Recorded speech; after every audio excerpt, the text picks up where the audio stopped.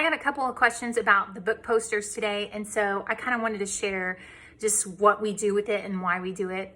We do not use an all-in-one language arts curriculum. We kind of design our own program, but our language arts program does consist of daily grammar using Fix-It Grammar. We read awesome novels together. And here I'm talking about my oldest child. She is 9. Fourth grader, I guess you could say. And we also do copy work, some dictation here and there. Every once in a while we do some notebooking, and we do a lot of narration, whether that's oral narration or written narration. So that's kind of what it's composed of. Well, when we finish a book, I decided to do this book poster thing because I thought it would be a great way to track it and just talk about the book. Plus, it's kind of cute.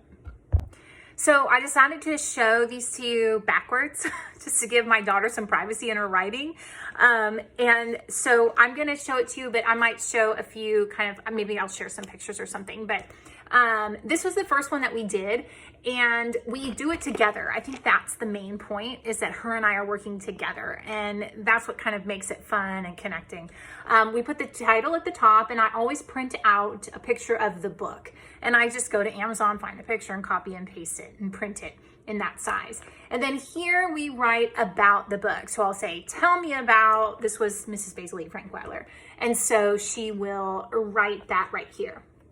The other things I like to include are favorite part, favorite character, and something that you've learned. And that's kind of changed over time. That's kind of what it's been focused to. That's kind of been our pattern lately. The other thing that we do, I forgot to mention this, is we give it a rating. So we do it out of 5 stars. And it's been fun as we read multiple books. We say, oh, I should have given that so many stars and this one more stars. So that's just been a fun thing. But this is one that's just more simple. She has her writing here, and we just put favorite part and favorite character down at the bottom. We've definitely have some flops with this before. You know, this one here, we just filled in this, and then we got a little upset about the drawing, and I was like, okay, we're done. So, you know, it's not like we have to do something in particular. I'm always just kind of going with the flow because I want it to be like a fun thing for us. This time around, she led the design. So you can see they're all kind of the similar setup, but she decided, you know, I want cursive letters, or I want this color, or I want it to be like this. So that was fun for her to lead. So just some final thoughts about the whole thing. I definitely have my moments where I think to myself, is this really necessary? We don't have to do this.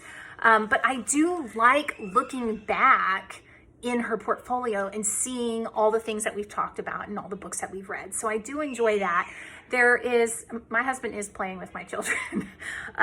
But the other thing is, the other final thought I wanted to share is that I don't correct the writing.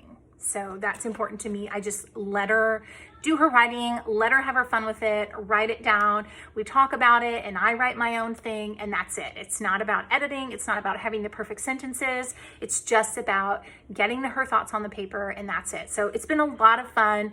Like I said, we love looking back at the books that we read and what we thought about it and comparing the books, and that's kind of been our motivation to keep going.